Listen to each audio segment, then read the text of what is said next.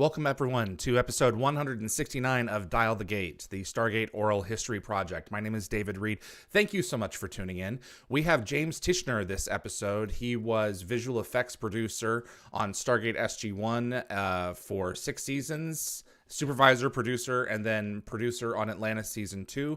And he's also responsible for a couple of stories from Stargate SG-1. And he actually was second unit director on an episode of SG-1 called Abyss. We're going to get into all of it in just a moment here. But before we do, if you enjoy Stargate and you want to see more content like this on YouTube, please consider clicking that like button. It makes a difference with YouTube and will continue to help the show grow. Please also consider sharing this video with a Stargate friend, because I know you have them. And if you want to get notified about future episodes, click the subscribe icon. Giving the bell icon a click will notify you the moment a new video drops, and you'll get my notifications of any last-minute guest changes. And clips from this live stream will be released over the course of the next several days, more likely weeks, on both the gateworld.net and Dial the Gate YouTube channels. One thing real quick, Anna Galvin was scheduled for 4 p.m. Pacific time. She's had to postpone, so I'm going to be posting a notification in the YouTube channel for that. But in the meantime, I am fortunate to have James Tichenor, visual effects supervisor and producer and writer of Stargate SG-1, joining us in this episode. Sir, thank you so much for being here. It really means a lot to have you, and I've been looking forward to this conversation for a really long time. Awesome. Thanks, dude. I really appreciate you calling me in. Absolutely. I'm just kind of okay. So let me put it this way: when you say visual effects supervisor or visual effects producer, what does that mean? Because some people picture you as being on a computer creating the visual effects. Some people picture you as being like on set. Where does the line fall for that particular role? All right. So, specific to Stargate, let's say, this was in an early time when visual effects was just getting going in TV. I think we had Star Trek before that, and obviously there were some shows previous to that, but it was a lot harder to do visual effects. And this was right in the cusp era when visual effects became much more affordable and digital. So a person like me was hired to come into production, read a script, and consult with the producers and the director about what is the vision, what do they want to actually do, and how would we best execute it. And then I would follow the execution of those shots, the visual effects shots, through all the way through through shooting, posting, the revision process, computer generated elements process, the compositing, and then the final into color. So on Stargate, I was kind of doing everything. The only thing I didn't do was sit on the box. I would generally hire an artist or take the shots to an outside facility to do that work for them. But I would sit and work with all the directors and with Brad Wright and the producers to get the idea of what they wanted. We would design the effects, which back then was not near as reliant on CG. You had to come up with different ways to do things. So we'd shoot a lot of practical elements. We would figure out what are the bits and pieces that we can bring together into the compositing suite. This was also very high-end, expensive gear, and wasn't the kind of thing that you would do on your laptops anymore. Or back then, now we do that all the time. So I guess the VFX supervisor is sort of the person that helps to define the workflow and get the shots through. A producer, that kind of came in a little. I think it was Dan Curry actually who introduced that job. In TV, the visual effects producer is almost a little bit more of an overseer of a whole team. And as Stargate grew and got bigger and a little more complicated, we sort of built more people into our teams and stuff. So that's why I got that credit as well. But I still ultimately was a supervisor, a very hands-on person when it comes to the effects. So it all starts with the script and bringing that vision to life from there all the way through to the end. Yeah. Oh, yeah, for sure. Like, Go ahead. Well, I mean, it's just all on the page. Like it's particularly working with people like Robert Cooper and Brad Wright, who were definitely a couple of the best showrunners I've ever had the chance to work with. Um, every episode was all about taking that script, going through it, determining what could be done in camera, what had to been done as a vis effect. Some things are very obvious. Spaceships are going to be a vis effects, but other things, more subtle effects, might be able to be done in camera or mostly in camera with a little bit of visual effects help. But that was always the conversation, is like, and what is the story point, like what's the purpose of this shot, and what's it do for the story, and how do we do it sort of in the most cost effective, simplest way. And yeah, that's essentially the prep into figuring out what the effects Speaking of cost effective, I mean, we're at the end of the 20th century here when SG-1 is airing. There's, I imagine, not nearly as much reliance, like you indicated, on CG like there is now. Would you find, what was your responsibility primary? Okay, so yes, to get the story to the screen, would you then look at it from a cost analysis in terms of, okay, what's going to be the quickest way to achieve something, or what's going to be the best look for something, or how would you kind of analyze it given the situation? Yeah, I mean, for Stargate, we had a pretty good resource. It was a fairly high quality, high profile show. It was on Showtime for the first 5 seasons, so there was a nice budget put aside. And even when they went to Sci-Fi, which at that point was kind of an upstart, new pay-per-view, or not pay-per-view, Cable, whatever it's called. Yeah, like a paid subscription service, essentially subscription channel.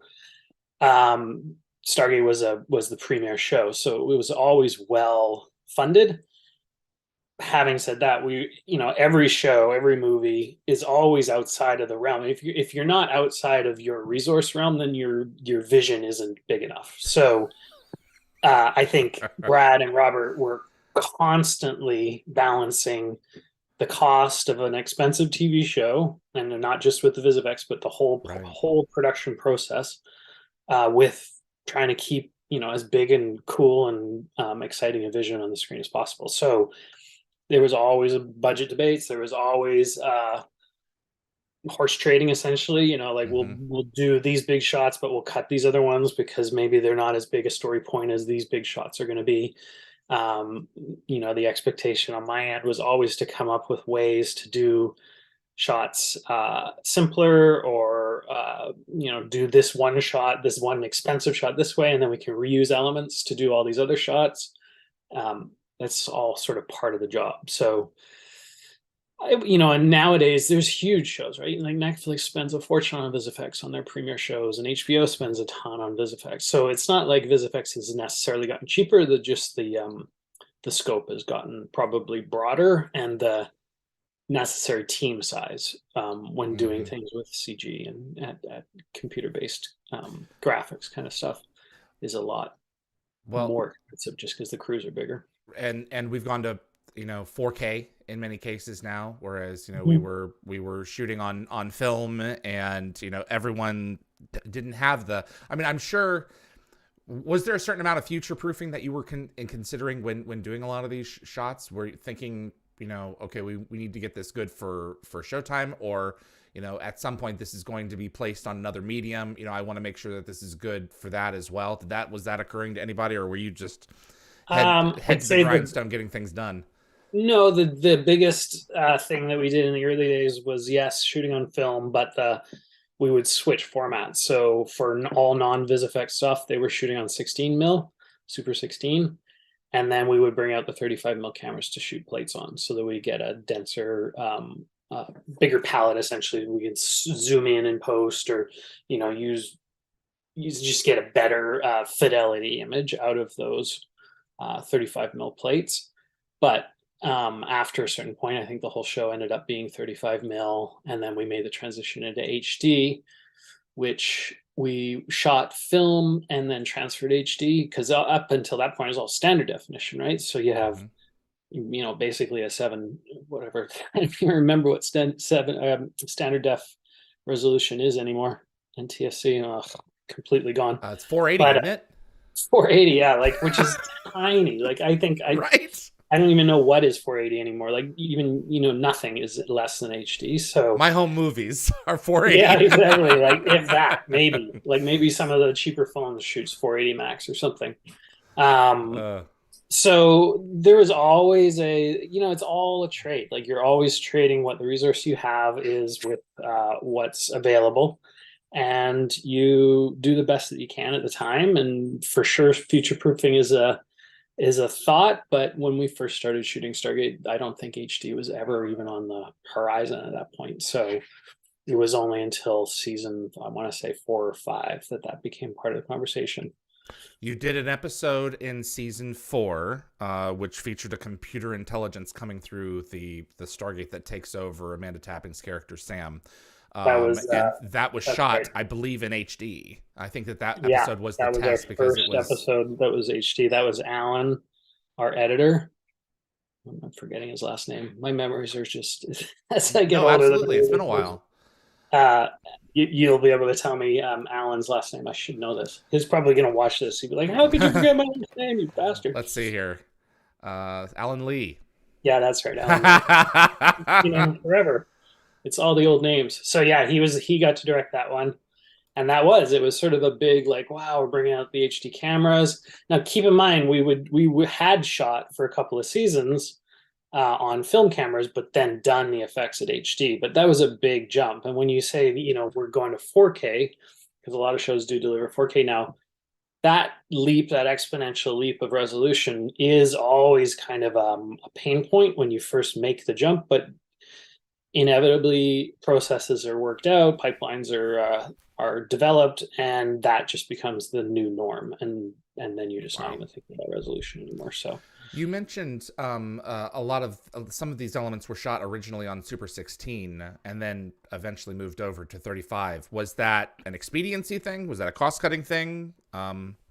no, so the Super 16 would have been like any scene that was not VFX heavy. Any Okay. shot that didn't have a VFX in it would be shot Super 16, and then we would pull out 35 mil cameras to shoot VFX plates on. I see. So So the you would, effects would be if you higher. had an eagle eye, you could sit and watch the grain structure of the scene, and you could see that the grain was a little bigger and a little bit more present on all the non-vis effects stuff, and then the vis effect shots would come in, and suddenly it would be a cleaner image. We would actually put a 16 mil grain on top of our vis effects to try and match the grain across the scenes. Wow, I did not know that. But yeah. So that was sort of the main conceit when we first started Stargate, and that was something they were doing in Outer Limits as well, because Outer Limits and Poltergeist and Stargate were all kind of in the same um, workflows. We all worked in the same office together. It was Mm-hmm. all many of the same producers, and the MGM post workflow was designed and used similarly across all 3 shows. So I've had yeah. this conversation with a number of people who are like, why isn't what SG-1 is on Blu-ray now, but it was up-resed. It, Oh yeah. it looks it looks acceptable. Mm-hmm. But everyone's like, why didn't you just go back to the 35 millimeter negatives and do the whole show? And we've been trying to explain to everyone the show wasn't entirely shot on 35 millimeter. This is not TNG restoration that we're talking about here. Mm-hmm. This is the show used various elements to bring it to life, and the raw material, you just can't go and do that. It would be and the material that there is, we're talking millions and millions of dollars in restoration. So they instead went to the HD upres route, which is Yeah, I mean the main reason you can't do that is we didn't have a film workflow. So if you're making a movie, you end up with a negative cut of your film. So you shoot everything on 16 or you shoot it all on 35. You might post digitally, but ultimately you'll cut all the negative film together. So hand cutting the film that went through the camera into the final movie, and then from that you create your prints and all your answer prints, etc. But when you're doing TV, you'd abandon the film almost immediately. So we shoot on 16 or we shoot on 35, but then we do a standard def transfer onto tape. And then from then on, it's all tape, it's all digital. And there's no way to go back to create the negative cut without, yeah, I mean, it would take forever. And then also, none of the effects were done on that film. So you would end up with a bunch of nice negative cut non-effect shots, and then all your effect shots would be up-resed, because you would have to literally go back and redo the effects for a film finish. Which, ironically enough, years ago I was working in a facility here in Vancouver, and we were asked to bid all the Buffy the Vampire Slayer shows to do exactly that, to basically go in and redo all the effects so that they could release I feel like it was a Blu-ray at that time. But yeah, so they could actually do that kind of exercise of doing the most high fidelity up-res possible. But I don't know. It's cost-wise, I don't think the sales benefit is there for Right. maybe for a movie, maybe for a one-off. Maybe you could pick like an episode or the pilot, maybe, or something, one of the season finales, and do potentially kind of a special collector's edition kind of thing or something. But it would cost a lot. Like, the effects cost would be comparable to what they were originally. You would have to basically spend the same amount of money again. It wouldn't just be a simple process. Do the files exist on hard drives still, do you believe? Or do you think a lot of that stuff is gone? I think gone is probably a too strong a statement. It's buried. Let's just put it that way. Everything is backed up on tape backup, likely for the early years. DCT tape, probably DBC tapes before that. And those all are living in some archive somewhere, most likely. But it would be tricky to find them. And do the machines that actually play the tapes back even exist anymore? Right, that's the thing. Some museum somewhere, probably. Yeah, exactly. On eBay, you have to Right. get I mean, it on the tapes on eBay.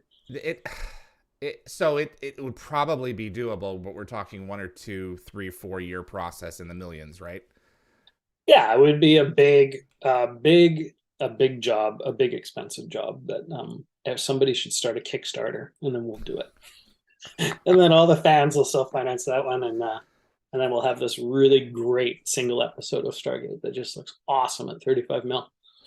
Yeah, I mean, I couldn't even, like, so much of our stuff was shot as elements, so you'd have to go find all those elements. I think it would be along the lines of what George Lucas did with those Star Wars films, right? Like, that whole restoration was a huge process, many tens of millions of dollars. right. Just for a few movies. Yeah, like whatever. Yeah, exactly. I don't even remember. Did they do anything other than the first one, New Hope? Like, did they do? They probably did. They restored all 3 of them and put them out in 1997. Yeah. That's right. So, with all the CG at the time, and and then also you kind of get into this whole thing of like, do you really want that? Like, it's kind of its time, right? Like a cassette tape with music playing in a cassette recorder is of its time. It's that's the format of the era, and it has its own aesthetic quality. Like, nowadays you see movies where people are trying to mimic cheap VCR, like those little handheld camcorders, right? Because it's like of the time. So I'd say, in some ways you don't want to try and blow out all of that the grit. Like, anybody who loves movies loves the texture of film, and the last thing you want to do is like remove film texture in a restoration. So I'd say it's kind of a unique. There are a couple of movies that I have that if I have ever watched, I have a VHS to digital suites and hardware to make it work, and I also have the Blu-rays of a lot of the films. But for a couple of these movies, when I go back and watch them, I like to watch them with the commercials intact when I taped it on VHS on TNT in 1990. Yeah, it was the same for me. Because I was 8 years old, and I enjoy watching the Excedrin commercials where the first half you're sitting with the lady and she's like rubbing her head, and then at the end of the commercial break, the headache's gone. Yeah. I did too. My dad was in the movie business and made documentaries when I was very young. So he bought like the very first Betamax machine, let's say in 1977 or something ridiculous like that, and there was there's no place to go rent tapes, so he just bought a bunch of blank tapes and we recorded stuff off TV. And my memory of Jaws is the TV cut of all of the intros and outros, the commercial breaks, like all of it is part of that experience of knowing that movie. So And that, just because we had 5 movies, that and The Sting and 3 others, and we watched them 2,000 times. And it's just, that's part of the joy, right? And I think Right. removing all of that, I get it. Like, I get it. Movies do, and TV shows and everything deserve a reconstruction or a restoration for sure, but there's also the emotional experience of what it Correct. was at the time that we're kind of going back to. It was your dad how you got interested in getting into this industry? Was he the Yeah, pretty well. Yeah, like I was on film sets when I was 7 years old, as early as that. I remember. wow. And the Mhm. visual effects were what interested you from the beginning? Did you find yourself getting like involved No, in editing? Where was yeah. take us through the So route.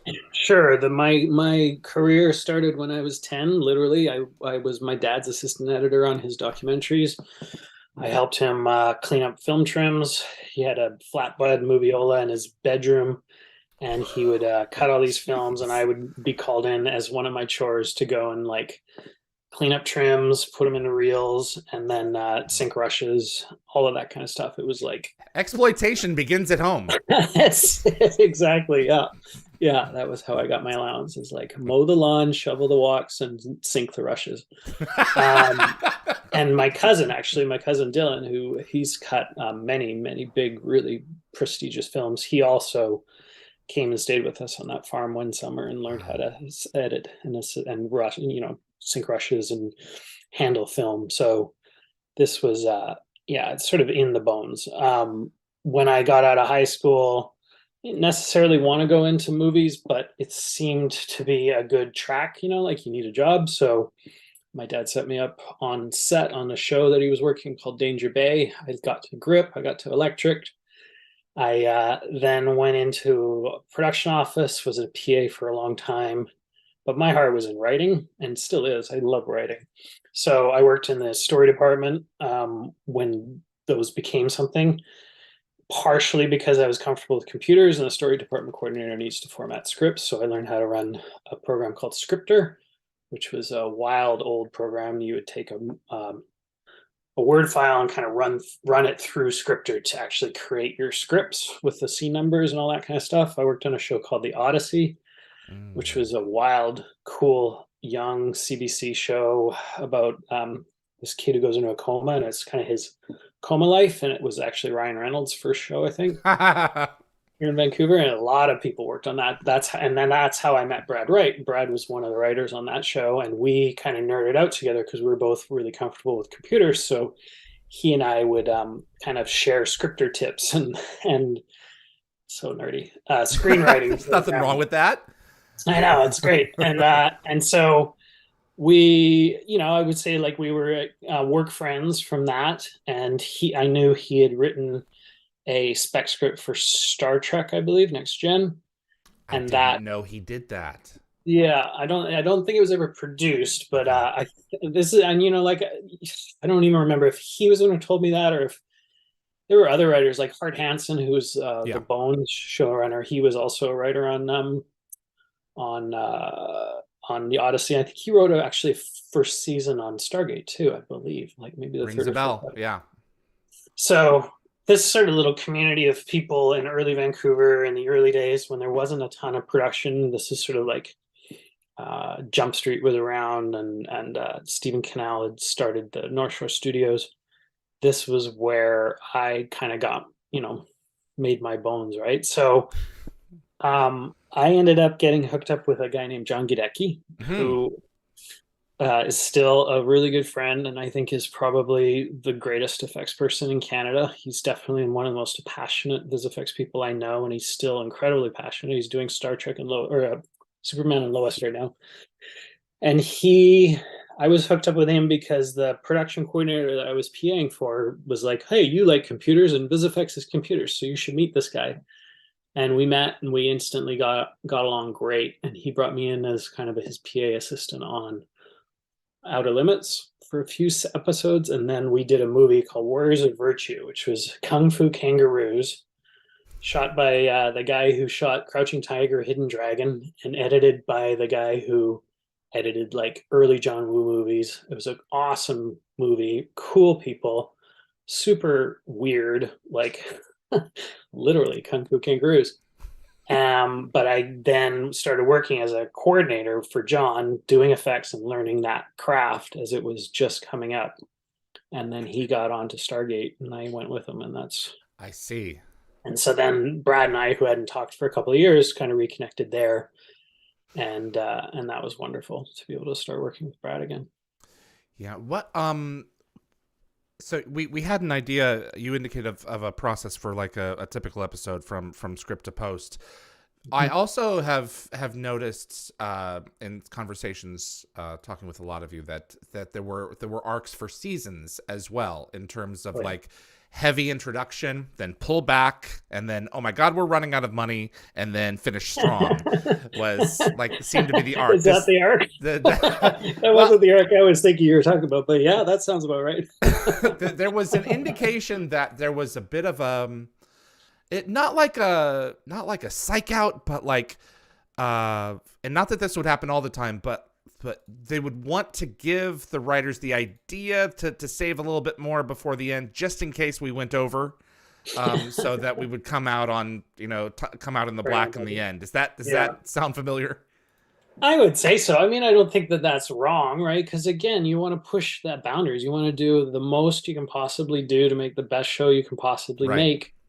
And if you come in under budget, then it's not on the screen. You haven't done your job. And I think Brad and Robert, again, are John Smith as well, like are some of the best producers I've ever worked with ever since. Like, I think in a lot of ways I was really spoiled in those early years, and I had a little bit of just didn't have the knowledge that I have now of how lucky I was to be able to work with people that good. And they were just so good at being able to like know their resource, know what is worth putting on the screen, know what matters for the story, know that yes, it is important that we spend this amount of money on, a pyramid blowing up, or we run a big model through a bunch of trees, or whatever we're going to do, we blow a whole bunch of stuff out at Stokes Pit.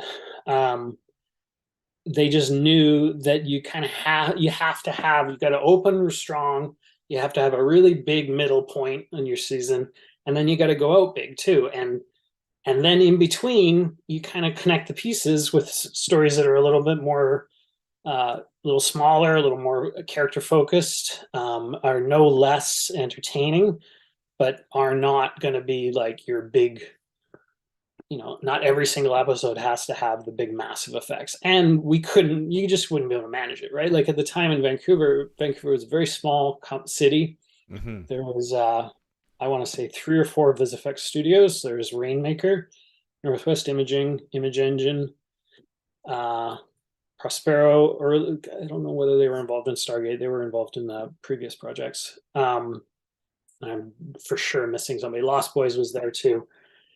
And that was kind of it, right? Like Vancouver didn't become this massive VFX hub until the government changed some tax incentives. And then all of a sudden the DNEGs and the MPCs and the ILMs and all of these big LA-based studios started moving into the city and changed the landscape significantly. But back then there was a very small little community, and Stargate and Poltergeist and Outer Limits to a certain extent as well, like that was a lot of work for these studios to be able to manage. And the producers knew that, and they knew that if they overtaxed the VFX teams, the effects would not look good. So they would spend the money, but the stuff would be rushed, and it just wouldn't be worth it, right? So being able to manage that and plan it out, like we know we're going to be really busy in the fall once we get into the final episodes, so let's balance that with a couple of big summer episodes, and then we can tail it off while we finish those ones, and then we're now prepping and shooting the final ones. It's all kind of part of a master plan for sure. And then they could actually build their story arcs for the seasons around that kind of symphonic shape as well. I have a personal question. I'm not sure if you've heard of the visual effects triad, where you can have any 2 of the 3. You can have it good, you can have it cheap, you can have it fast. Have I ever heard of that? How much truth is there to that? Oh, it's 100% true. It's 1,000% true. It's absolutely true. Oh gosh, there's no, what is it? Cheap, fast, and good. Yeah. Like if you want fast and you want it good, it's going to be expensive. Like you just have to spend a ton of resource to get it really, really quick. I don't know whether you can do cheap effects that are good and just take forever. I'm not sure that part of that triangle works that well. I know in theory you could like set up a tiny little crew of people to just grind away on something for a long time, and then that might not cost as much money. But that part of the triangle I think is a little unstable. But Yeah, but you the look a lot of the Sci-Fi Channel movies of the week. You know, they can have it fast, and they can have it cheap, and the good is yeah, questionable, James. well, like I got, like I do those. I've done some of those in the last few years. It's difficult. Like there's definitely two tiers to VFX. There's a big budget, well supported, maybe a good schedule, but maybe not, in terms of time world. Actually, the big shows know that they gotta, if they're gonna spend all that money, they want to give the proper amount of time. So they do plan for Correct. that. And then there's just a ton of stuff that's done really fast, really cheap. Expectations are ridiculously high, kind of, ignorantly high, honestly, to be honest. And they just come out the way they come out, and it is what it is, right? Like a lot of that stuff just comes and goes. It's not like we're not going to be sitting here in 30 years talking about Right, that. exactly. But you know, part of me would be like, I did it, but I don't want my name on this. It's not my best. It's not quality People don't work. like that. You Yeah, know? producers are not keen on people not taking the credit. Like they don't want to. Everybody thinks they're making a good movie, and they want to believe that everybody who's on the film is also believes they're making a good movie. Nobody sets out to make a bad movie. So the last thing they want is a bunch of crew members telling them, "Yeah, I'm not James Tichenor on this one. I'm actually Frank McGillicuddy." Like, well, that's my other credit. Like, why do you have this other credit? Well, I don't know. Maybe they don't love that kind of thing. So Well, it is what it is. how often have you had to look at something, Mr. McGillicuddy, and see that we need more time with this. We need more time, and we're out. We're out. We have to send it out as it is. One of my favorite sci-fi miniseries is Children of Dune. Oh yeah, and it won for visual effects. mm-hmm. And if you look in some of these shots with the ornithopters, if you freeze frame, the characters aren't the characters are stick figures. Yeah, They sent it out as stick figures, and they won awards for it. I think Right in frame, right in front of the front of the camera. there's no movie that's ever been made that didn't run out of time and money. Like James Cameron, when he makes Avatar, runs out of time and money. It's just the way it is. Like it's an infinite spiral of resource, and at some point you just have to call it.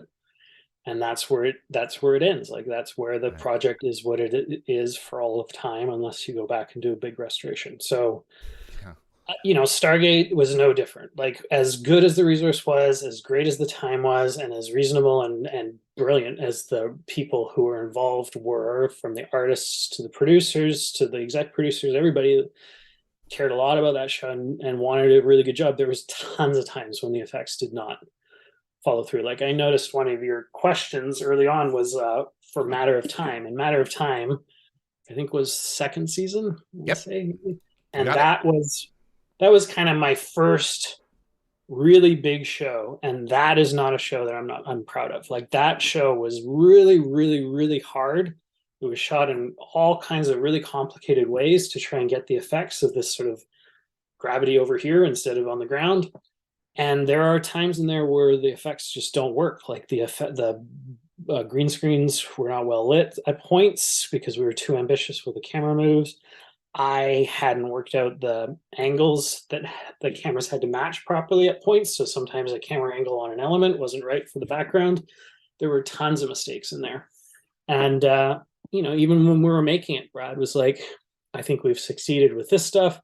This part didn't work, but overall, I think the show holds together, and we've learned a ton. And next time we do something like this, we'll know better of how to do it, which was exactly right. Like we sort of hit our peak in seasons 4 and 5 of just, we really know how this works. We know what our resource can hold. We know when we're being too ambitious, and we now know the tricks to actually pull a lot of this stuff off. And I think Star Trek, you could go through Star Trek's, they always had a bigger budget and more time than we did, but they have lots of points where their effects they just weren't able to pull it off. And when it's early days of VFX too for TV, there's so much like I don't know, maybe this will work. What if we shot this thing and put it in and bring this other thing in here and we'll add a glow to that? Maybe that's going to work. Maybe it won't. We just won't know until we do it. And you And have once, to do it because and you have to do it. And you're there's on the not cutting edge of this stuff. It's never been totally, done and before.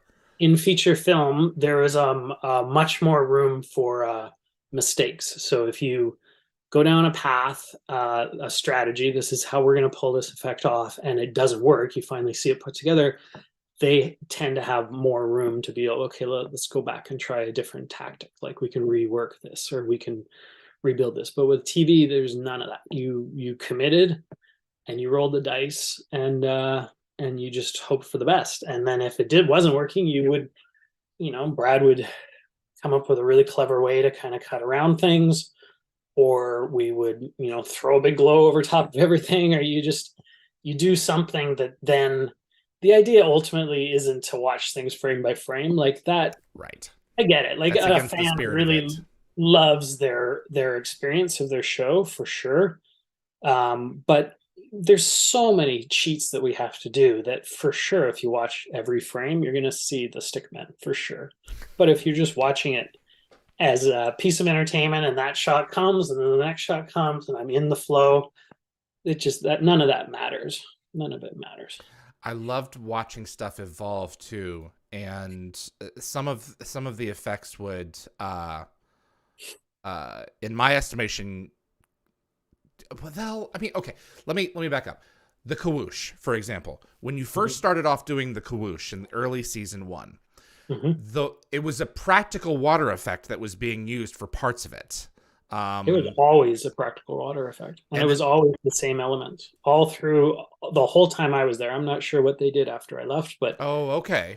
Because I like later on, like by season 2 or 3, I assumed that was much more of a digital shot because I couldn't see the water anymore, especially around like when it comes back down the explosion. There's like this rush on the sides of the gate where where there's some kind of actual water there. That went away later on in as the seasons went along. That would be so. Basically, the way that worked, and the Cole's notes of that is season 1. We had myself, we had John, my boss, and then Ted Ray was the other. We had alternating supervisors, and he was the alternating supervisor. And Ted Ray is a fantastic practical effects guy. Like he's just the most. He ended up going on. I think he shot a number of seasons of Game of Thrones as the set suit on that.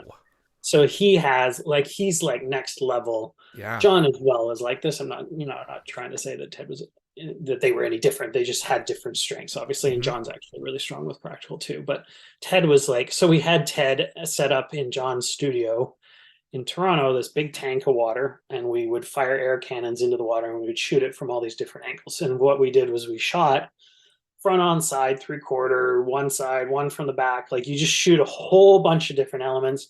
And each angle you do like 20 different times and you light it a different way. Like you just try all of these different things to gather all of these elements up.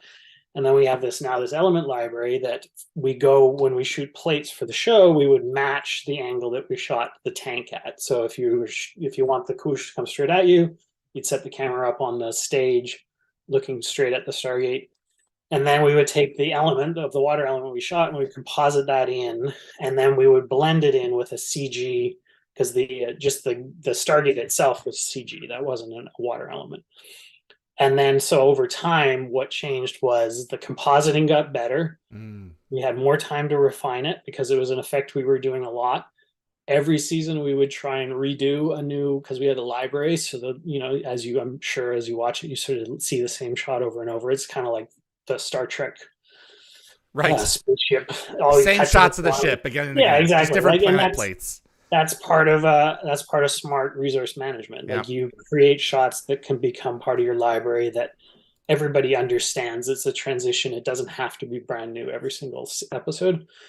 But we would do new versions or we would do it in different locations. And then we just got better at being able to okay, now when the water element settles and we transition to the CG element, we can use like a ripple effect to kind of transition from the water to the CG, and we would put a drop into the CG to create the ripples at times to the Kawoosh, et cetera, et cetera. So I think what you're not necessarily seeing a different element. What you're seeing is just a refining of the compositing process. Mm-hmm. Brad talked about puddle passes. And I know Oh yeah, Bruce Woloshyn at Rainmaker did a lot of those, yeah. Bruce was the king of that. and he just paint it by hand. I always thought, why Yeah, not have just a laser yeah. We on tried long, that. and We it tried didn't, that. it wasn't as good. Um, it's tough to get the matte out of that. Like basically, what you're doing is you're creating a matte element that ripples across the body surface, Yeah. and for sure, this laser that goes across could give you a guideline of how the shape of the water goes frame by frame. But people like Brad and the compositors working under him, or not Brad, sorry, Bruce. All of the Stargates for the most part were done at Rainmaker, and Bruce Mm-hmm. was in charge of over at Rainmaker of that stuff. They just got so good at like, Mm-hmm. oh, we can pick that up in 2 hours. There's no point in us spending an hour on set with some complicated laser rigs setup when they can It's just just do a painted paint out, pass and that's dealing with more. clothing and different elements that go along with the person going through. Bruce said, it used to take days, and by Atlantis, it was taking them hours to do. Yes, exactly right. But Yeah, still, just according to figured Brad, costs $5,000 for each puddle pass. it He's like, why is this out. always the same price? Did Brad actually say the price? That's hilarious. Yes. I don't think that's totally right. I'm not.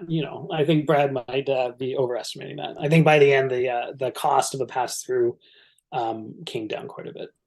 Oh, I want to okay. say I was budgeting 1,800 per one of those, but I could be wrong. Per shot, or per every time someone went through? Like if Yeah, there were a bunch of people in a shot.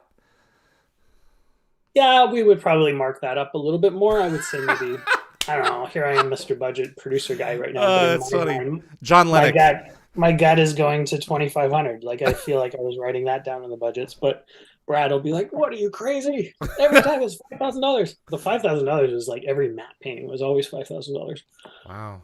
It's funny. Like all of this stuff is so arbitrary, and you stick a number. It's even like that today. Like I budget today, and who knows what it's going to be. Like you're just creating a bucket that then allows you the room to try and do something good that makes everybody go, oh, that's exciting. Like we haven't done that before, or that I'm really happy with how that looks. And then everybody's happy because, people who did it got paid properly, and the people who bought the effect feel happy with the effect they And I'm got. sure there were instances where, you guys had things created and they came back to you and said, this is not working as we intended. We're going to have to spend more time on this if you want to get it right.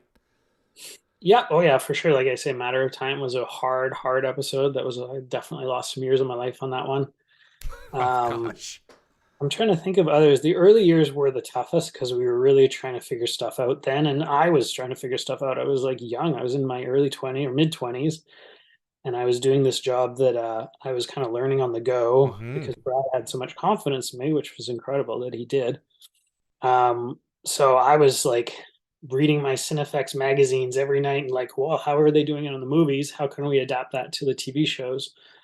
We didn't have YouTube. There's none of this. Like there was no nowadays the reference is just enormous. It's just Right. an insane amount of reference that you can look at almost anything and just take it and match it. Like just we got to do that, and you have all of the control with CG stuff, which for better or worse, it makes this process a lot, maybe not a lot simpler, but simpler because you have reference and you have control. Whereas what we were doing was no reference or mind reference, and then you're trying to do it based out of like shooting elements, like let's shoot some burning steel wool and take that in the Yeah. composite bay and use that as a mat to reveal this, and if we put a glow on that, and how's that look, and then you would bring it in and they'd be like, ooh, I don't know, that looks a little weird. What if we take the glow off and do more of the burning steel wool, or how about we put some sparks on there? And it's very collaborative and very explorative, and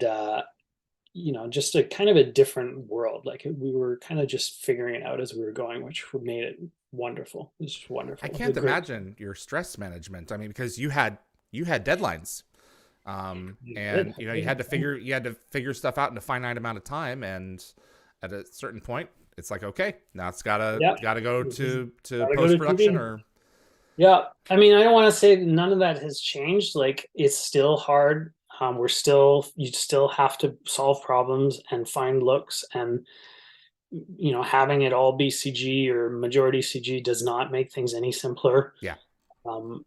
Many people are working on movies today that are not properly big movies that don't have enough time to finish, and they are doing first version shots and they're showing up in the movie theater a week later kind of thing. So that part of it hasn't changed. It's still a very stressful job at points, but I think what I miss about that time is just the practical nature. Like, it was not all digital.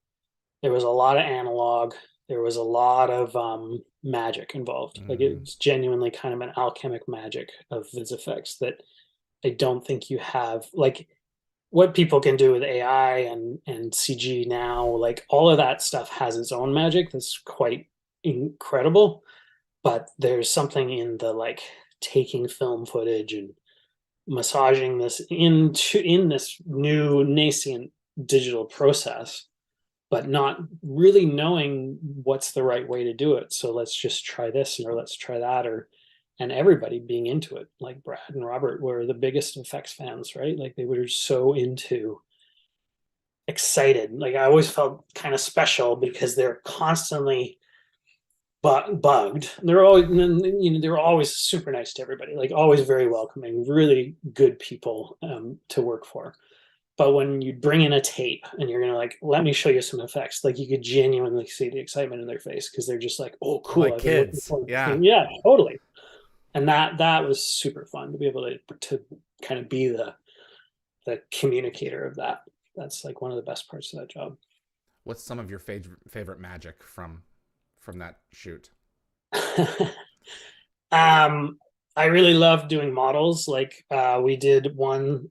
I'm never gonna be able to tell you the name of the episode. It was the glider thing. Remember the glider? It's kind of like a triangle spaceship. The cargo ship going through the trees? Cargo ship. Yeah, Yeah, cargo ship that's going through the Last trees. Stand, season 5. There you go. Like, I was really proud of that because we figured it out. Like, the best way to do this is not to try and mimic it in CG. Let's just take a black box version or a green screen box version. Actually, it would have been a blue screen box version of this spaceship. Let's build it to size. So whatever it would have been, say, I want to say fifth scale maybe. And then we built a whole bunch of trees that we put in these little posts, and then we just blew this thing through those trees. We did it over and over and shot at this angle, shot at that angle, shot at another angle, and then took it to GVFX. They did Doug Campbell actually did the work. He actually won an Emmy for Game of Thrones too. And he was a compositor that did that work. And then putting those shots together and seeing, just like, put the CG version on top of the blue box, and now this CG spaceship's blowing through real trees and getting all the real dynamics. Like, that perfect blend of CG and real was, for me, totally magical because it kind of like suddenly had a life that a lot of times if you go all CG or if you went all even models, maybe just wasn't there. Right. So like those worked really well, and then the replicators. And, Oh, Image Engine, right? yeah, Image Engine, but Image Engine in a different time. Like, Image Engine now is a huge studio, super successful. What they did with Neil Blomkamp, who actually was one of our Stargate effects guys for a couple of years. When they Neil did worked on Stargate? Yeah, Neil I was didn't like, know that. mhm. Okay, Yeah, yeah, with when he was District really 9, young. the prawns are something, and every time Yeah, I would reference it, like those guys did the replicators. yeah. I mean, it was a different time, right? Like, Image Engine was a much smaller company. They it was only 5 or 6 people. There was a guy there, Craig Van den Bigelaar, who was kind of like one of my great collaborators. Him and Doug Campbell and Bruce Woloshyn and Christine Petroff. Like, these were the kind of the main senior artists that I got to work with. Robin Hackle, who was also one of the owners of Image Engine. And they were always like my first point of contact. When I get a script, it would be like, okay, this week we have to do this. How are we going to do this? And then we would all sort of sit down and strategize this together. Actually, I'm having an interesting memory. Not Stargate, but a few years later, I did one of the Twilight movies, and Robin Hackle was put on that because they were one of the vendors for I want to say the running really fast, and then also some of the wolves.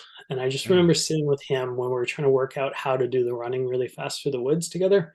and us just like doing this, like, what if we tried this? What if we do that? And there's like, oh, that's the core of awesome effects, is you're working with these people who are your friends, and you kind of, everybody's got their strengths, and my strength was set, and then his strength was computer compositing with a nuke and stuff. And then to be able to like, and Craig's strength was CG and lighting, and to be able to like each kind of say this would be the best way for us to do that, you just end up with like the best product. So I'd say that's magic. And then there's this one shot where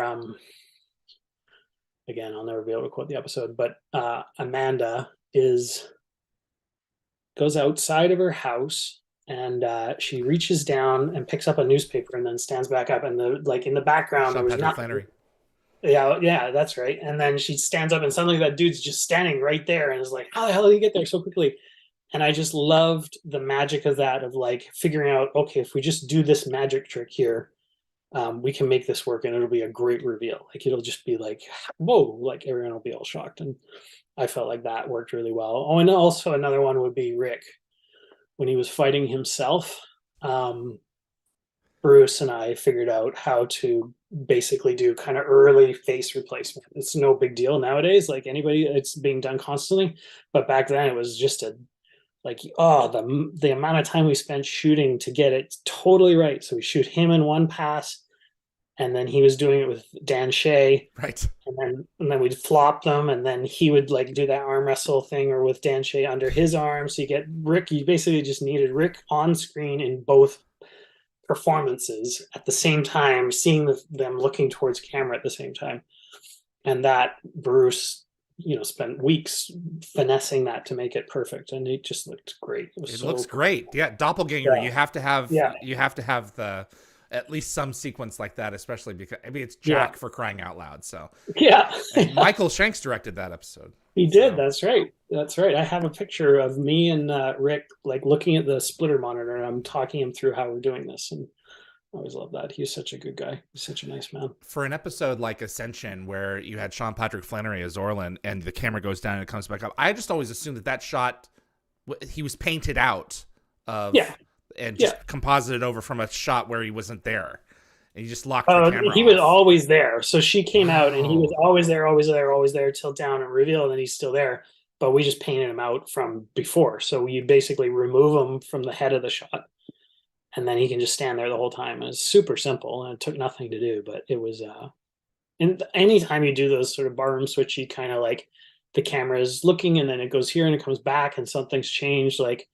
All of that is fun. Like that, playing with the edges of the frame always for me feels magic-y. That's what magicians do. A lot of it too, you also have to spend money on things that don't appear on camera. I had a conversation with Bruce once about rig removal, where there are cables and shots and he would have to digitally erase them. He would say that that's hard. And if you do it right, you will never know that anyone touched it. Totally. Yeah, and just takes forever, especially if you got rigs that are across people's faces, or wires that go or over body. Like that was another part of Matter of Time, is we shot them all hanging on wires with a camera kind of looking up or looking down, and then you take it and you comp it into a regular angle. So then basically your gravity is shifted to the right side of frame, say. But what was hard in there is they're hanging on wires. So you got to get rid of the wires. Like there's all these support wires, and the wires will go over their leg. And it's not just a matter of painting it out from over the leg. A lot of times the wire will kind of like, sort of pull the fabric of the arm. And so you got to get rid of that effect. And it's a hard work. I'm not a capable CG artist myself. I have spent time on the machines, but I was always a management person. But I did at one point go to Atmosphere for, I don't know what it was, maybe 4 or 5 months, and just sat and was a junior compositor. And I actually painted, what did I do? I painted something out, just a horrible rig removal for one of the Battlestar Galactica shots. And it was this wire that was like wrapped all around this actor. Oh gosh. I spent so much time on that.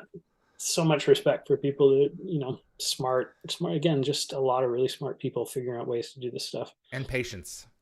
A lot of patience. Yeah. And The now we have all these AIs that just do it for us automatically. Remove the wiring. Gone. right, like it's that simple. I know. The ascended beings, the glowy aliens. Did you take a look Right. at that clip that I sent you? I did. Yeah. Did that bring Yeah. any memories back? That was Maternal Instinct, right? Maternal Instinct was the first one that we saw, and then we got Yeah. Shifu. He came back for Absolute Power, and then Orlin obviously was an ascended being. But I mean, like when Shifu's moving through the SGC, you have to have that light source that was. I'm assuming it was painted out, and then you composited the creature on top of it. Yeah. That Yeah. whole Totally, thing, and then the Stargate is active, and yeah. I'm what a totally mess! remembering. I'm remembering the plates of I don't know who it would have been, or Gaffer, Rick. I don't remember Rick's last name, unfortunately. But I can just see him or somebody, one of the electrics, walking through the shot with that lamp, and then so that Rick gets you all Dean. the interactive light in the set, and then you paint him out, and then you stick the CG element of the kind of like weird, flowy, clothy being person, and you float that over top. I didn't love the animation on it. If I was to redo that shot, I would probably have maybe gotten rid of the ooh. It was a little too up and down, I think. I mean, it would be so different now. The CG element, that was early days again, CG, where cloth dynamics was brand new. I think we would do something a lot more complicated and interesting with the kind of tools we have now. And then when they got up to the top, we would shoot the actor at the top there, and then you basically reveal the actor through the little floaty octopusy creature thing. And then for sure, yeah, the reflections of the gate in the window, although a lot of that was practical. Jim Menard came up with this whole system where he projected, and we gave him an element of our CG, just a full screen watery element, and then he got a digital projector and put a screen in the Stargate, and then projected the Stargate onto that screen, so that when we're looking in reflections, it could all be practical, and they can save some money that way. Yeah, I believe I think either season 3 or season 4, when you're looking at the control room through the gate room and you can see the reflection. It's not the Stargate that we know, but it's close. I always assumed it was just some kind of a rear screen projection with a glowy element on it. Yeah, that's what it was. Or sometimes it was Mylars. They use all those Mylars to do their interactive light. But yeah, they did a projector. That's great. My favorite. I mean, that's again, like you're just trying to figure out how to put all the resource into the big shots and these sort of throwaways that you need, because without it, it's sort of like all that subtle reflections and things like that is what sells in the world. Like you buy the Stargate being there because it's you've seen it in a shot, but you're seeing it in people's eyes or glasses or in reflections. Like that's what really sells that an effect is real. And by season 8, they were. For a lot of the shots, they had a projector on the gate and were projecting an image of the CG puddle. I mean, the evolution of that as you go through the show is just something else to behold. Yeah. So, yeah, totally. My 2 favorite shots in the show, wondering if you can speak to either of them, were of Jonas getting himself out of basically a submerged section of a Goa'uld mothership through rings. That's one of my favorite shots of the show. And then he finds himself in a different section of the ship. And for a moment, the water is contained in the rings. And as the rings go away, the water just explodes. Yeah. I remember that one. So holds up. And then, that was the other unspoken great collaborator here, and rest in peace, is Ray Douglas. He was an awesome part of all of this. Like you had asked about the explosions from the plasma blast. Yeah. Like all of that is on set. And I haven't done that kind of fun explosion stuff since that show. Like we would go out to Stokes Pit out in Surrey, and he would wire the whole place up. There'd be like explosions as far as the eye could see. For the Death Glider shots, everyone. Yeah, the Death Gliders, that's it. And he and his team would just do some of the great big explosions that sold those effects so well. Like there was another shot. I wasn't involved in this one. This was Michelle Cummins did this, but or her and her team. There was I don't know, made a Goa'uld, but it's not like it was some big shot where it like crashes on the Stargate, and then there's just a mammoth explosion as the Stargate itself is blown up. Yeah, 48 hours. Tanith, the Yeah, his big it's probably ship like goes into the DHD, and then that's the it. That's Stargate it. snaps in half, which we've never seen There that you go. before. So that must be like season 7 or something because I think Season I had. 5. Oh, season 5, Mm-hmm. really? 48 hours. Huh. Season 5. Oh, well, there you go. Anyway, I always thought that one was awesome, and what made that one really awesome was the explosions they had on set. And I know Craig, who did that shot, because Imogen was doing that model or that vehicle.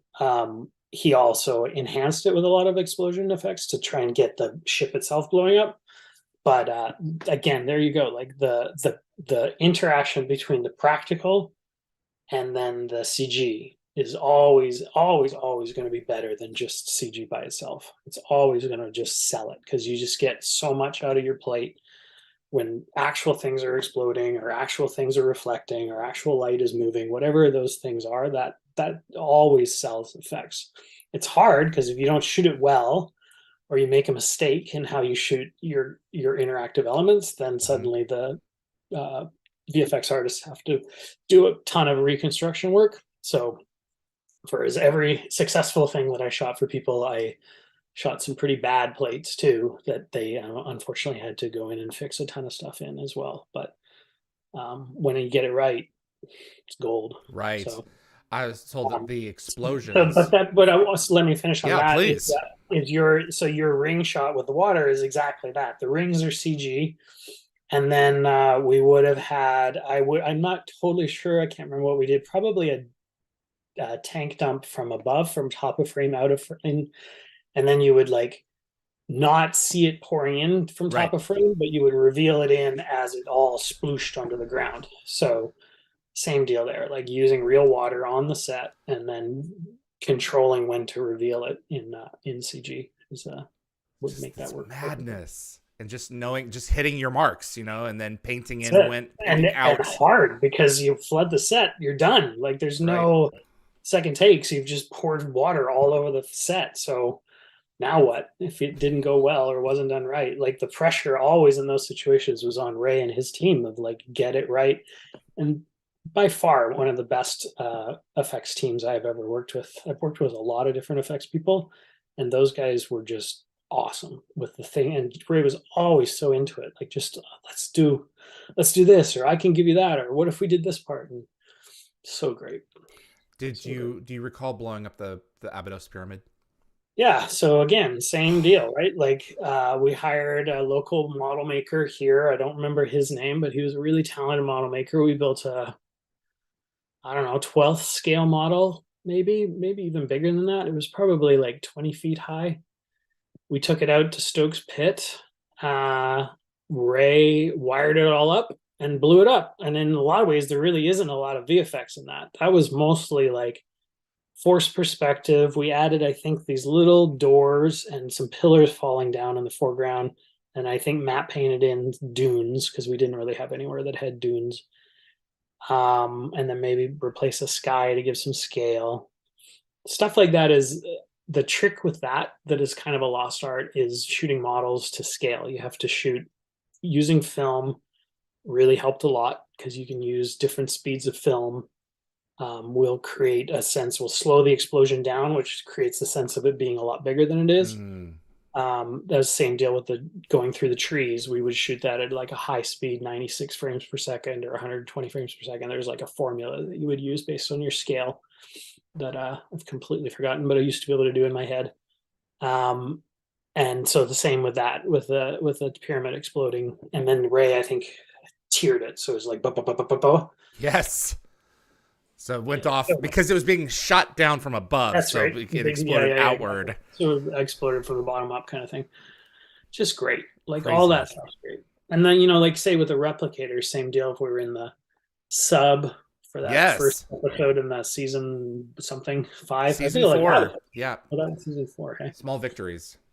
it's all blurring together. Yeah, and then the previous season 3, we ended with the replicators Mm-hmm. there. That all worked because we had so much of the gunfire, which like is very contentious right now, whether we want to be shooting guns on set Mm-hmm. anymore.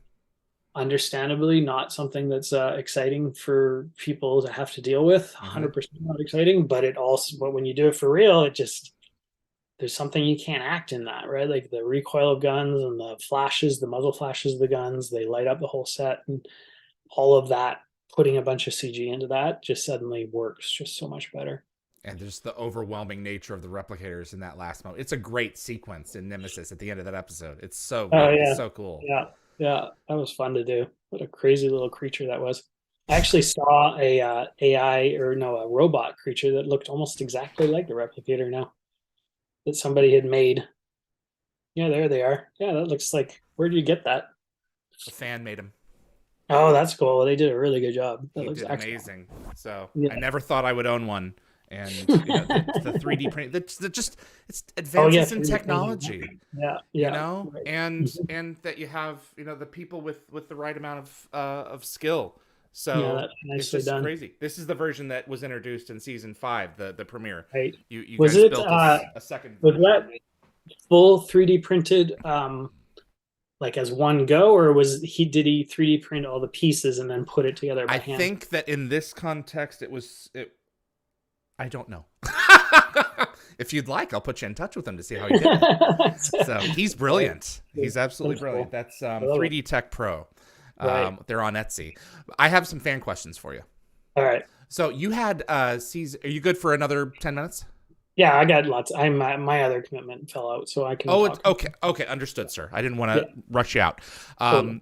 So you did Atlantis Season 2 as well. We haven't mentioned that at all. Was that like, were you asked to come back into the show? Was there like something else? Because you left and then you returned.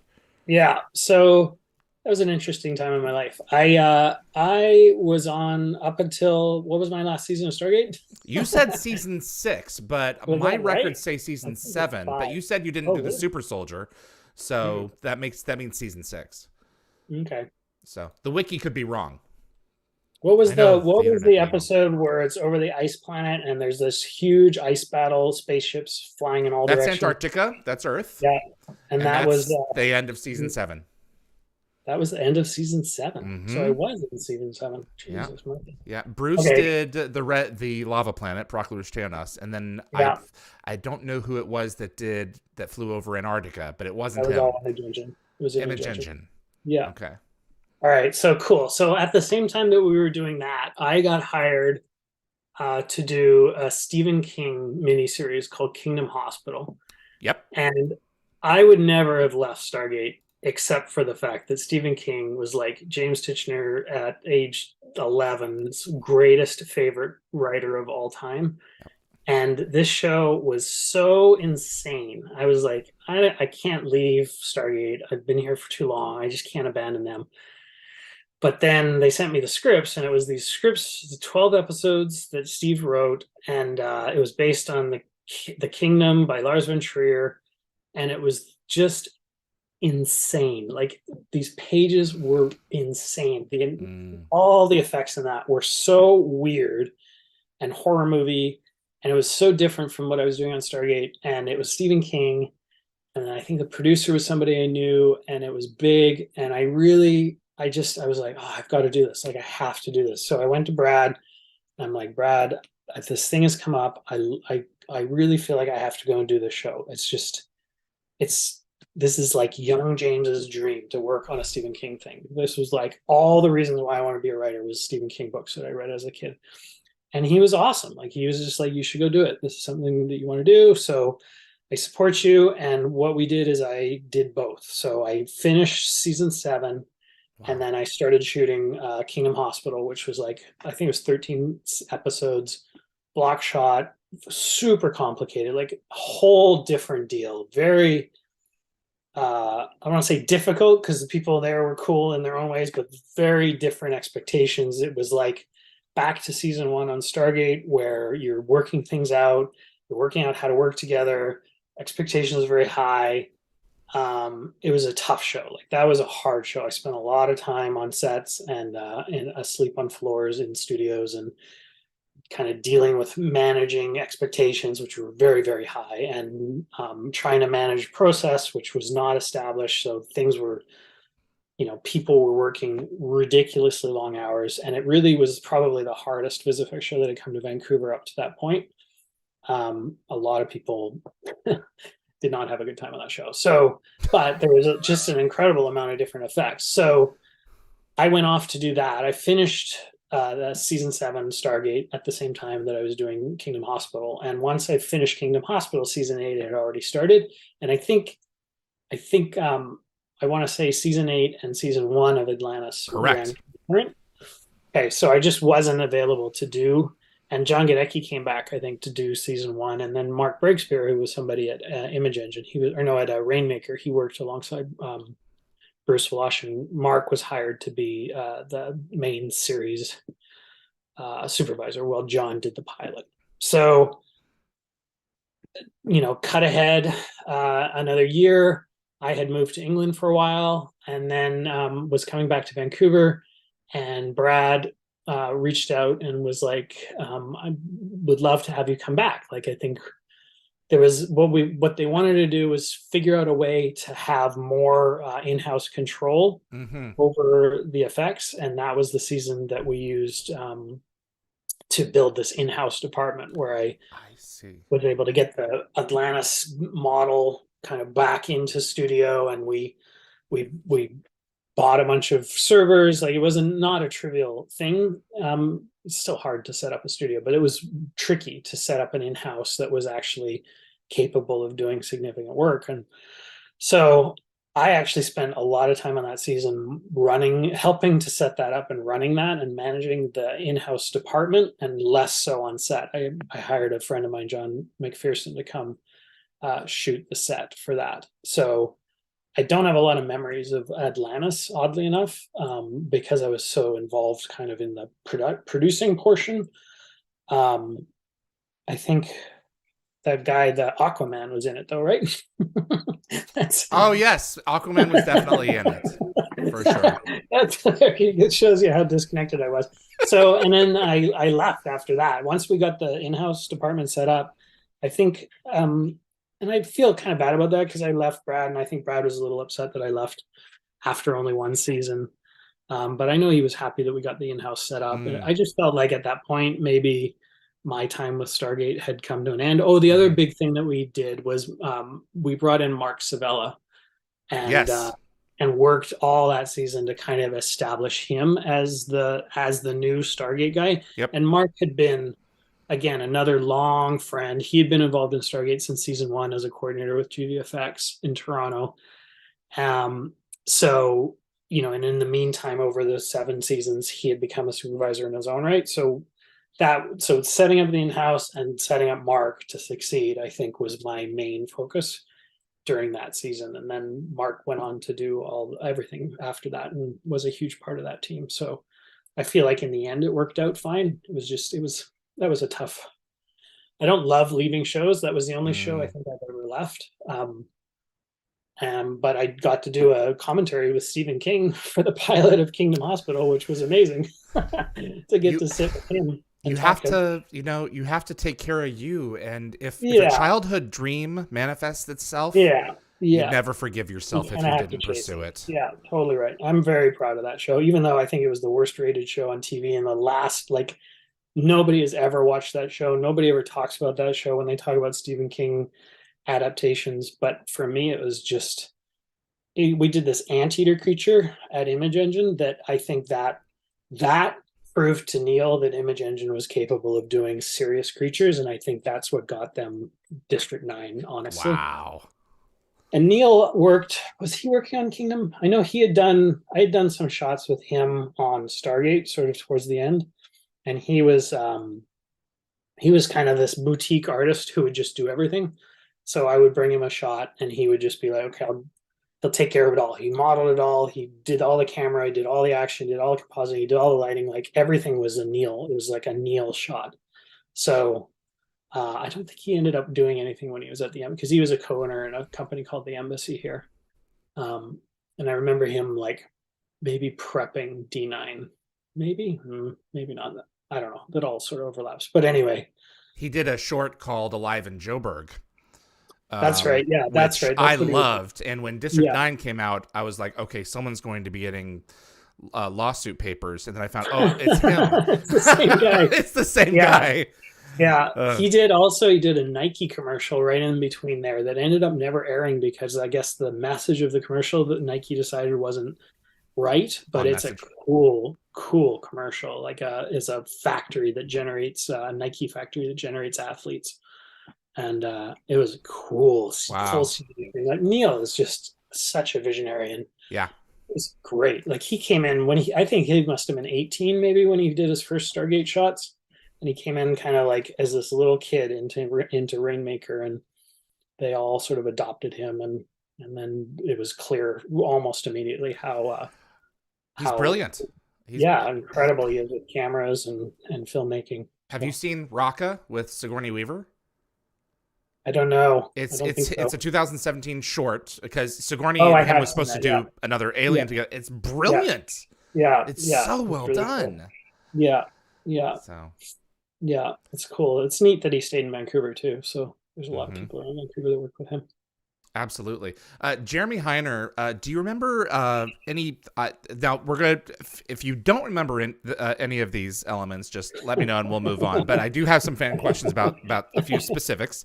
Okay. The introduction of the Daedalus was at the beginning of season 2. Okay. That's this model right here. Do you recall anything about the Daedalus from that season? The Siege Part 3, when that ship comes to the rescue of Atlantis, the Wraith is bombarding Atlantis from space. There's darts. There's madness. Do you remember anything from that episode? Is this which series is this? This is Atlantis for the beginning of season 2. It's all Just good. uncomfortable silence. I don't Okay. know what it is about that series that I did not. I'm pretty sure it's because I was so involved in management stuff. Okay. It just wasn't as involved in shots. Okay. Oddly enough, I know. I mean, I did them. I supervised them, and we took them through post. But for some reason, I just don't remember it the same way I remember the Stargate stuff. I think part of it too is it was a lot of CG stuff, and CG is you shoot a plate and you send it to the vendor, and the vendor sends back shots. There's way less like we have to shoot this and this and this and this and this has to Mm, come together, and so you're way more involved with CG stuff. You're not near as involved as a supervisor, so it becomes much more of a managerial task. I see. So yeah, I'm sorry, I don't remember the Daedalus at It's all. all good. If Hey, you you showed know me the what? shot, I might remember them. That's true. This is a Um, long time ago.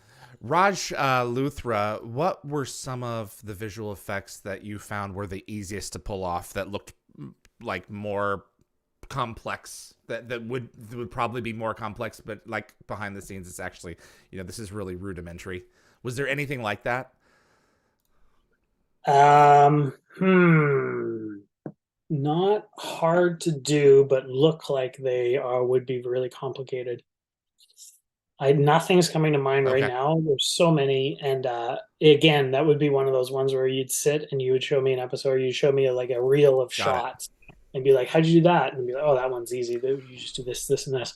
I think anything that's like split screens, twinning, stuff like that seems like it might be really complicated, but if it's shot well, and it can be very complicated when you're shooting, but when you put it together, as long as it's shot well, it goes together like in no time at all. And So timing, making sure that the actors hit and their yes, marks yes, and yes, and that the eye lines are right, like all of that stuff is complicated to shoot, but super easy to do as long as you do it right. If you don't do it right, then suddenly you're into a whole world of pain of like changing people's heads and eyes and moving stuff around that doesn't want to be moved around. So Lock Watcher. Some of your favorite locations over the years to shoot with. what is Lock Watcher? What do you mean when you say that? Lock Watcher is his alias. Oh, So we're getting questions, fan you're getting questions. Oh, questions. okay. Now I'm understanding. I'm like, Sorry, Lock James. Watcher. Is that an episode? Is that a character in the show? I'm Okay, giving cool. I'm giving the Yes, I'm viewer understanding now. credit Oh, for see, asking the question. I'm too old for this stuff. I don't get how it works. Ask me the question again. Lock Watcher asks, Yes, what would be I Lock some Watcher. of your favorite locations over the years to shoot at?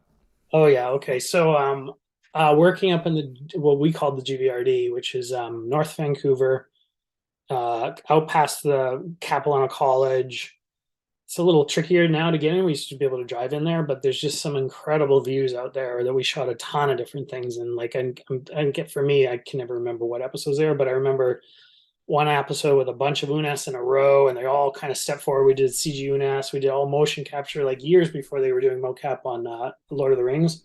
And then this, like, we shot a guy in the foreground with a cool ass Todd Masters makeup effects on it. So that view, and then there was like a view of this like city over kind of a beautiful cliff with mountains, and the city kind of ripples in. I think it must have been The season Knox. one, maybe. Yeah. Yeah, that was all shot out there, and just an awesome part of the city. I go hiking up there all the time. I ride my bike up there, so that's beautiful. It's a beautiful area. Is it Greater Vancouver Regional District? Is that what that Yeah, I mean, abbreviation stands all for? of that. Yes, but that is Okay. that describes like all of Vancouver for whatever reason. Okay. In the film business, the GVRD was always the Seymour Demonstration Forest, and that's what it's called. That's what the actual name. I think there was one episode, season one, maybe episode 3 or 4, where we were in the Blodell Conservatory. So it was Yes. like this Yes. cool, and so shooting there was really muggy and hot. And then they had these chairs that they sat in, and these little tentacles came out and wrapped around them. That was funny. Lost Boys did that stuff. That was really fun doing those shots. It was actually worse. Like that was some of the first CG we did that actually starting to work really well. Um, yeah, I think those would be the ones, and maybe like Stokes Pit. Was not the most glamorous place to shoot, but we were out there a lot. That was always, whenever you're in Stokes Pit, you're going to blow something up. So that was always. I think that's where I shot the night sequence the one little second unit that they let me direct of kind of a chase through the woods. So you And shot the opening of Abyss, which is they're running to the Stargate. That was your sequence, right? that's right. Can you Yeah. tell us Yeah. about that? Yeah. So I wasn't meant to direct that, and I had never really had much ambition to be a director. I always wanted to write. But they ran into a problem where Martin, I feel like his mom might have gotten really sick or passed away, unfortunately, and he had to leave Oh my. on the moment's notice. And Andy Makita, who's the other kind of, or no, it was Peter and Andy, but they were both wrapped up in other things. And we Yeah. had this night unit. And so they asked me, is this something you'd want to do? And at the time, I was like, sure, that sounds like fun. So we went out, and all I had, I didn't even have access to talk to Martin about how he wanted it shot. All I had was a video that he had shot on the Scout of like, I think that's a shot that he wants to do, and I think that's a shot. I kind of get like, we'd worked together so much that I kind of understood what he was trying to go for. Mm-hmm. And so I just went out there and I was like, okay, well, we'll just like do some, because the other hard part with that is the reveal of O'Neill was like held back for some reason. And I don't remember. I think we were You're hearing a Tok'ra voice, and so it's a right. shock that it's coming out of O'Neill at the end. That's right. That's right. That's right. So all of it was shot kind of from his point of view when he's running. And we had Tim Spencer on Steadicam kind of going crazy out there. That guy always had so much energy, like 4 a.m, just running around like a maniac. Um, and then yeah, so I just kind of like, as best I could, piece this together while not revealing the actor or not revealing that it's Rick. And they kind of got a little awkward, I think, at a point towards the end of that sequence where the chase was all good, but then the way the reveal happened, I think I messed that up. I think that's the best way I can put it, because I remember Brad kind of getting in the editing room and sort of reworking everything to make it work a little better, and then they never asked me to direct again. So I assume it didn't go as well as they were hoping or something. So that's fine. So I work in the show, so he gets hit. I think it turned out okay. I think it was fine. There you There go. was something I did something completely wrong. It was like maybe shooting the thing, the dialer. The dialer, maybe I did that wrong. I don't remember. I screwed up somehow, but yeah. You were asked to pinch hit on short notice. Yeah, totally. So. Nobody held it against me. It was fine. They just were like, okay, noted. Don't give that guy stuff to direct. Mac Boland's Conscious writes, can Good computer vision or machine learning be used to truly improve the quality of shots? What are your thoughts on that? Right. Machine learning. Uh-huh. I don't know about the computer vision portion, but machine learning is coming and we're going to use it. It will be used in a lot of repetitive tasks like rotoscoping, camera tracking, all of the kind of meat and potatoes, not creatively driven work Mm, for sure. Like that's there and that's going to happen. Um, I think there will come a day too where we will describe our shots to the computer and it will generate elements. I'm actually talking to a friend right now about a show that he's shooting. He actually starts shooting on Tuesday, and we're talking to some pretty cool, edgy. What would they be called? Uh, well, he's a stable diffusion artist. I want to call him okay. that. And he's set up he's kind of come up with a really innovative way of using stable diffusion to to generate content. And then another one, we're sort of looking at using deep fakes to do some face replacements, sort Mm-hmm. of on the sly kind of. And so these are tools being used on a very low budget independent movie. So I see that kind of stuff happening more. Mm-hmm. I think, say that Martin Scorsese, The Irishman, probably would Yep. have succeeded better if it was used more of that technology and less of the more traditional CG technology. Easy for me to say. Sure, at the time, I think there's a resolution issue with using that, so probably not doable. Um, the problem with all of this is it's an uncontrolled resource, right? Like, which is cool on one hand, because in the old days it was uncontrolled resources of shooting water, shooting fire, shooting explosions, shooting burning steel wool, like all of that stuff of like, I don't know how this is going to turn out. But And that's that kind of, nature. That there's yeah, this hardware has been created by someone.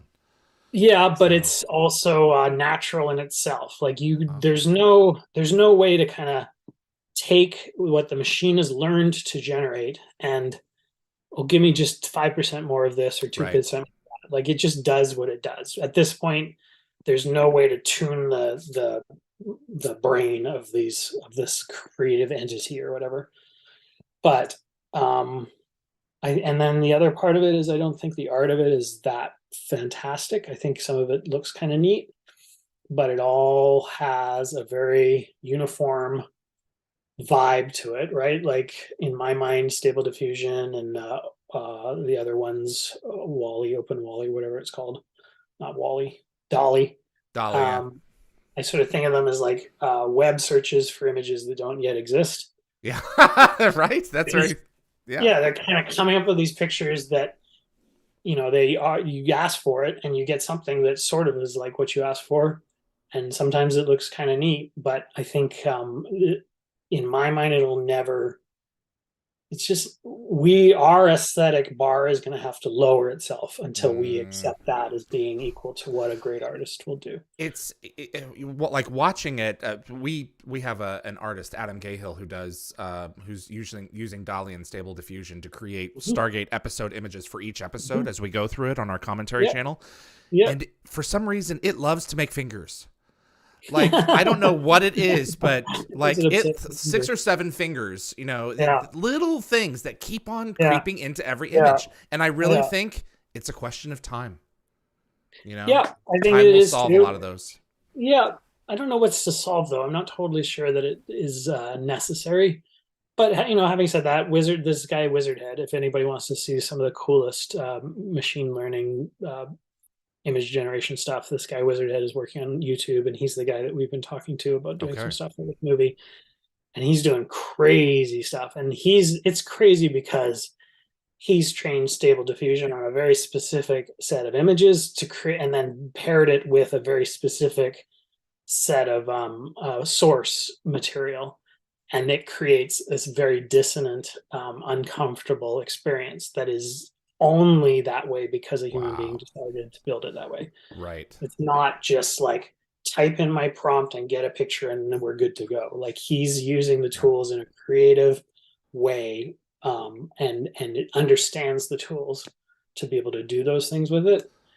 And then he does things with sound that's similar, and just there is somebody there that's really thinking about what they're using. So I see the future in that world, but that is also a smart human being You hit controlling the situation, not just relying on the machine to give us the That's material. it. Exactly. The human being prompted it with novelty. Yes, The exactly. computer doesn't generate novelty. The computer No. takes the idea and runs with it. Yeah, exactly. So, Exactly. But it's always going to be, well, I should never, nothing isn't always. At this point, mhm. it's kind of a uncontrolled beast. It's like an untamed animal that just gives you what it's going to give you, and it may be cool and it may not, and there's weird areas that is just oddball and bizarre, and those are kind of interesting, but I would not love the idea of like replacing my compositors. Like I can see, say, a texture artist using stable diffusion to create textures. Like that makes total sense to me. But I don't see us replacing our whole asset team with assets generated by machine learning at any point in the next. Well, I don't know. I don't want to say. it's all up for grabs at this point. Yeah, I mean, it is again. It's just like I have not seen a single thing done in any inspiring way with music, poetry, words. Like none of that no poem has been written so far that I've read that is as good as a poem that's written by a good poet. And Mm. I can't imagine that would be any different for creating like incredible images. Mm. But Be who am I to say? interesting. It'll be interesting to see. Yeah, Yeah. there's um DSEB99 and Wacko. They asked questions that you kind of answered in with this discussion here. So I appreciate them adding. And Jean Deata Smith just wanted to make a comment. Just wanted to thank you for giving us such great effects. And she says, I know if I see your name in the comments, it's going to be good. So That's nice. Pamela Gasper wanted to know, would you ever come back to Stargate to do more content when Amazon and MGM through Oh Amazon my God. finally get their If Brad their rear and end Robert gear? if Brad and Robert were involved, I would be there in a heartbeat. I would love that. I don't know whether I would be considered, and my guess is that I would not be part of that slate. I think that those studios would expect like much more, let's say, high end or high credited supervisors to do their work now. I don't think I would be seen as capable, unfortunately, which Ah, is fine. I mean, I well, think that's just the genealogy of these things, right? Like the world kind of progresses, and it just is what it is. okay. Well, as long as you're if not they short wanted on to work. shoot if they wanted to shoot models, if they wanted to come in and do it like old school Stargate and have that old school Stargate look, then yes. But Mm, if they wanted super high end CG, I don't know that stuff well enough, and got it. I don't love that stuff well enough. Like I'm still an old school play the guitar with a like a real guitar, but they want synth and an EDM kind of thing, and that's totally cool. I get it. Like that's the look of the world now, but I don't understand that well, and I don't have the passion for that. And they'd want somebody who's passionate for that. But if they want to like build models and run spaceships through trees and all that, I'm their guy. And you won't be able to find a lot of guys like me anymore. Wow. Do you have a couple more minutes? Yep. I want to wrap up by talking about the stories you contributed to. Mm-hmm. Menace, which actually was filming during September 11th. It sure was. I remember that morning when we were shooting. What was? Can you tell us that day? First of all, let's back up a little bit. Yeah. You the story itself. So Right. where did So you? the history there is, like I said before, when I was working on that show, The Odyssey, Ryan Reynolds' first big show, Yes. CBC show. Brad was one of the writers. So Brad and I always had the pre-Stargate connection of having him being a writer and me being a story department person, and he knew that I still wrote and I still cared about being a writer. And he, one season, I think you'll tell me, season 5. Season 5, near the end. There you go. Okay, You good. got it. I when I came in that season to negotiate my deal, I said, I don't need a raise, but I would love an opportunity to pitch a story. And he said, "You bet." So, as part of my deal of being a part of the family, he would do this for like, um, Alan Lee, the editor, was given an episode to direct, and Michael Shanks given an episode to direct. So Mm-hmm. the people that were like all kind of creatively a part of this family of Stargate people were always given opportunities to do other things. As Mm-hmm. Pete West directed a number of episodes. I think he directed that Maternal Instinct. Yeah, to grow. Yeah, exactly. And it just, like it's easier to bring those people in theory, because they know the show so well. Mm-hmm. And there's a little bit more control than if you just bring some stranger in, right? And there's only so much that Martin or Peter DeLuise, or they can only direct so much before they start to burn out. So anyway, I pitched the idea of the originator of the replicators being this young girl who was just playing with her robot toys, essentially, and she created this AI, kind of much like our machine learning, that went kind of bananas. And in my story, we kind of find her amongst her toys, and then we discover that her whole family and kind of the last vestiges of her planet, the people of her planet, the ones who've survived, live in these caves, and they live in a place that like is zero tech, like the only place that the replicators could go, because otherwise they, maybe they run out of energy. We never developed this part of it, but my story had us finding this like really archaic, back to the landers, people who had kind of come out the other side of this apocalypse, this machine apocalypse, Because they won't eat that stuff. right? They'll stay Exactly. away from them. Exactly, as that was the only safe place for them. And then I guess in my story, we would have helped unify her family with her again, and kind of figure out how to like not have everybody get eaten by replicators. But I think Brad liked the oh, that's cool that this young girl made toys that went bananas, like this innocent person who has no idea of the power that she's unleashed. He liked, and then I did an outline on that story, and then basically they took it over, as they tend to do, and they're like, okay, well, we like this part, we like this part, we like this part, but we're going to run with it ourselves. So Robert Cooper actually ended up breaking the story in the way that the story ended up, and I got a story credit out of it, which was wonderful. And I thought that episode actually turned out really well. But I wouldn't say that was necessarily my story. And that's just the way the movie business works, is like you bring in a concept, you take it as far as you can as the writer, and then the showrunners are gonna finish it off, and they will always love the person that can take it the furthest along, because it's the least amount of work for them. But I think in that case, and even in the other episode that I actually wrote, I think it was decided in the end that kind of like my directing, maybe I'm good with effects, but maybe not. I've written way before that and continue to write to this day. And I think the stuff I write is really good, but it's mine and it's very specific to the way I see things. And when you write for a TV show, you need somebody who can write in the voice of the producers. And I was never able to do that. Well, I mean, without a doubt, the germ of Menace is yours.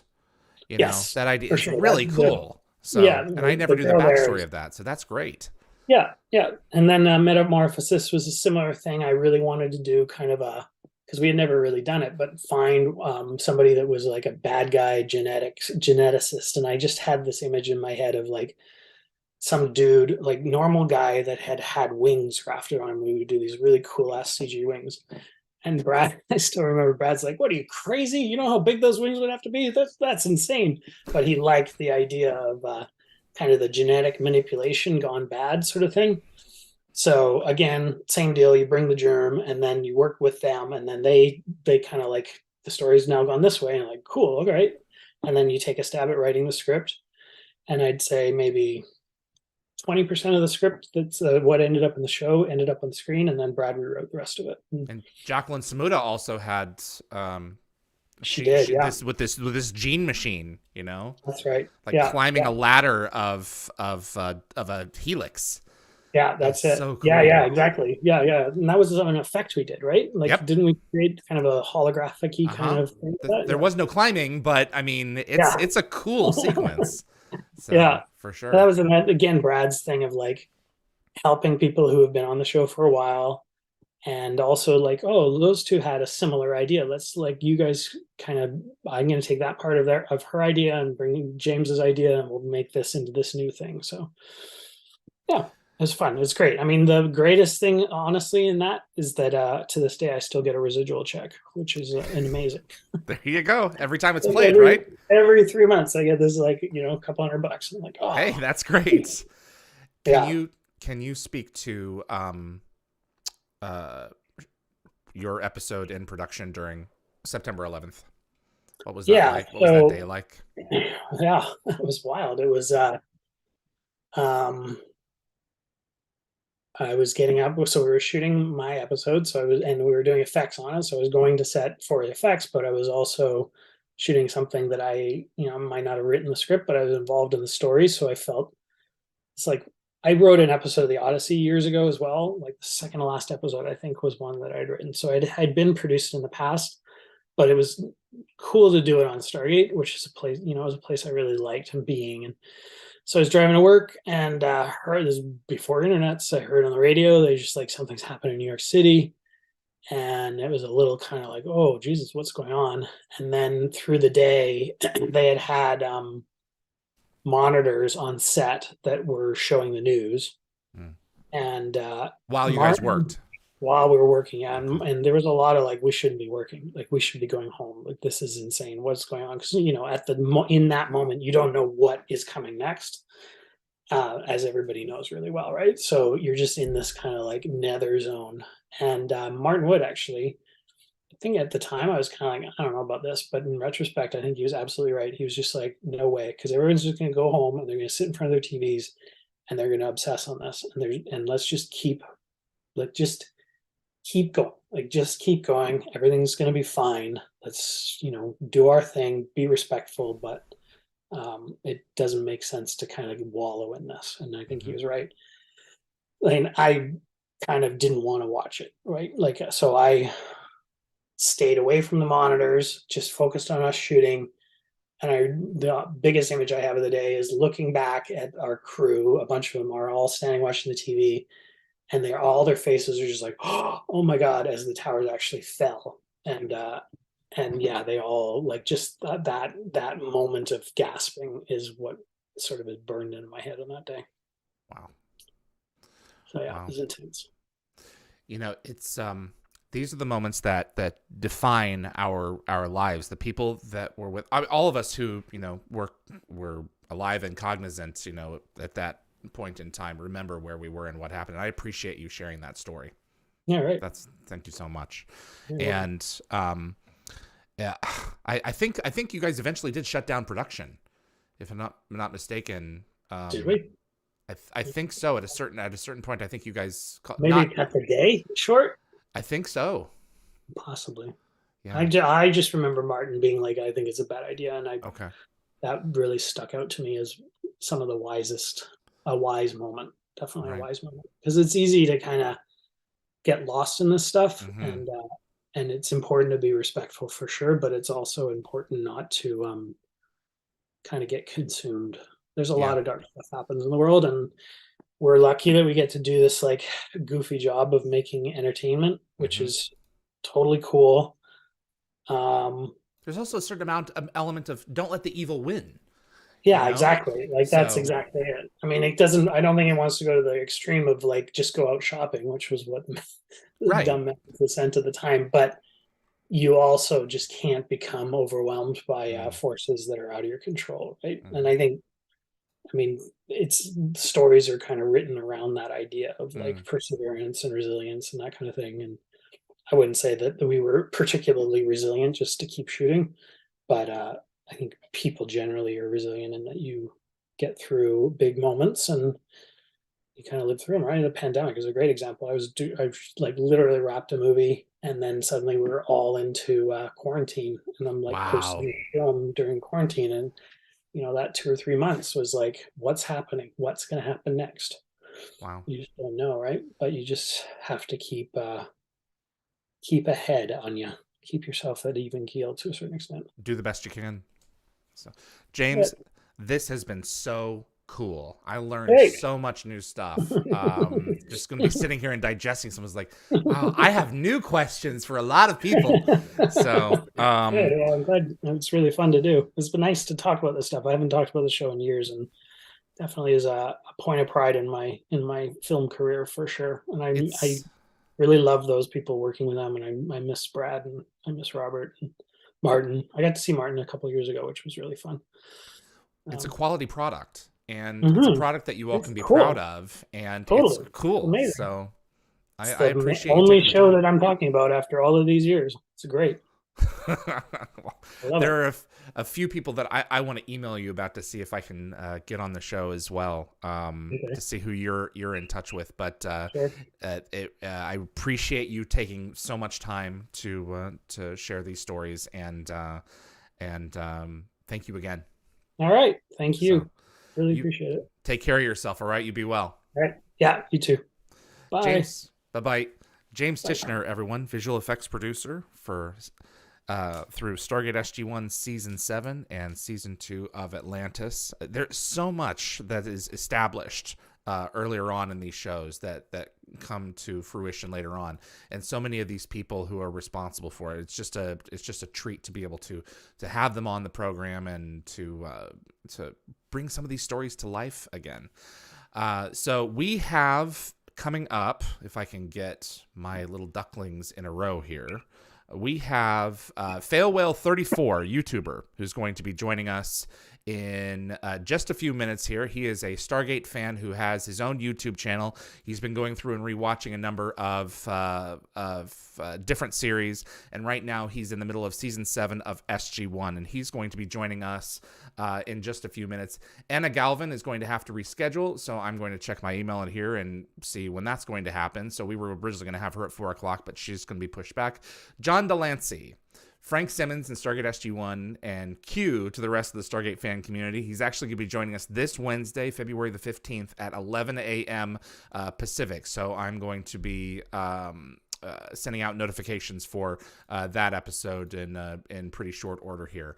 But I'm going to go ahead and wrap and get us set up for our next episode with Michael, Fail Whale 34, and we're going to talk a little bit of Stargate from in terms of just fans. So I appreciate you tuning in. My thanks to James Tichenor for joining us. Thanks so much to my moderating team, Tracy, Jeremy, Reese, Anthony, Summer, Linda Gategaber-Fury, my producer, and Frederick Marcoux over at Concepts Web for making the website possible. My name is David Reed for Dial the Gate, and I'll see you on the other side.